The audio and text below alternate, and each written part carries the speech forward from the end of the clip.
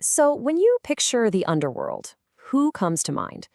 Probably someone like Yama, right? The stern judge deciding everyone's fate. But what if I told you he's just middle management? Yep, there's a CEO running this whole cosmic operation, a supreme commander pulling all the strings from the shadows. So, who is the real big boss of the afterlife? The one the famous 10 Kings of Hell actually report to? Well, it's a name you've probably never heard, but he holds the ultimate power over life, death, and reincarnation in the entire Taoist pantheon. Look, we all know the frontline guys, the 10 Kings, including Yama. They handle the day-to-day judgments. But here's the thing. They're not the top of the food chain, not even close. There's a higher authority, a seat of ultimate power that's almost always overlooked. And that's the real mystery we're going to unpack today. All right, it's time to pull back the curtain and formally introduce the Underworld's Chief Executive Officer. He's the one with the final say, the one who oversees this entire, vast system of cosmic justice. And his story? Oh, it's one of the most fascinating in all of mythology. You ready? His name is Fengdu Dadi, and while the 10 kings are down in the courtroom handling the individual cases, he's the one up in the corner office who signs off on the final verdict. He is the true, and often forgotten, supreme commander of the entire netherworld. So let's break down his business card, shall we? His full title is the Lord of the Northern Capital of Fengdu. And that's a big deal, because in Taoist cosmology, the north is the direction of yin, of water, of spirits. It's the natural place for souls to gather. His main office? The legendary Lufeng Mountain. To really wrap your head around this, think of it in modern terms. If the underworld were its own country, Fengdu Dadi would be its prime minister. Every major decision, from how severe a punishment should be to the exact terms of a soul's reincarnation, it all has to cross his desk for approval. His authority is absolute. So how does a god this powerful even come into existence? You're probably thinking some epic cosmic battle, right?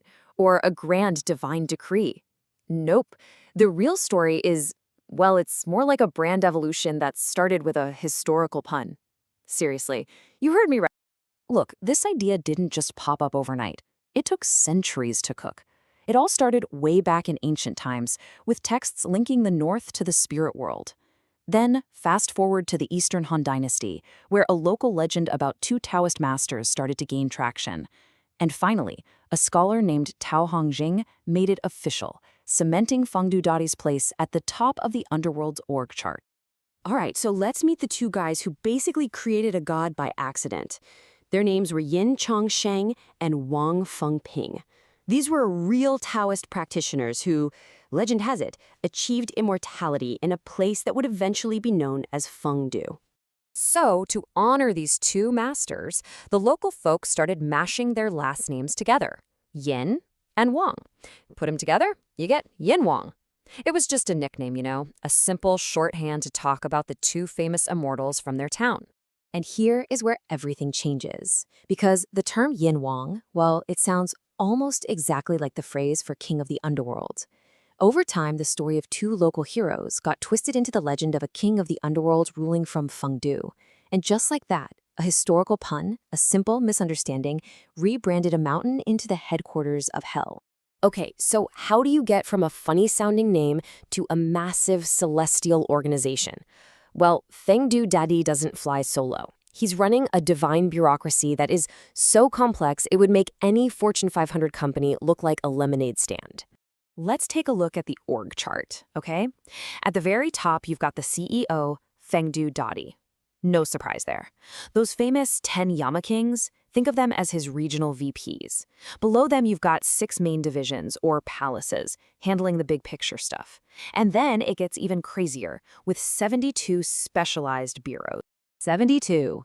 Let that sink in for a second. 72 different departments. We're not talking about a simple courtroom here. This is a sprawling, full-blown government with an office for literally every single aspect of a soul's journey through the great beyond. The detail is just mind-blowing. And some of these departments are just incredible. You've got the Verification Bureau, that's basically cosmic HR, running background checks on every soul that comes in. The Rewards Bureau, they're in charge of dishing out bonuses and merit pay. The Punishment Bureau is, well, you can guess, but my personal favorite has to be the Soul Losing Bureau. They handle the memory wipe protocol before you get reincarnated. It's the ultimate forget your password protocol.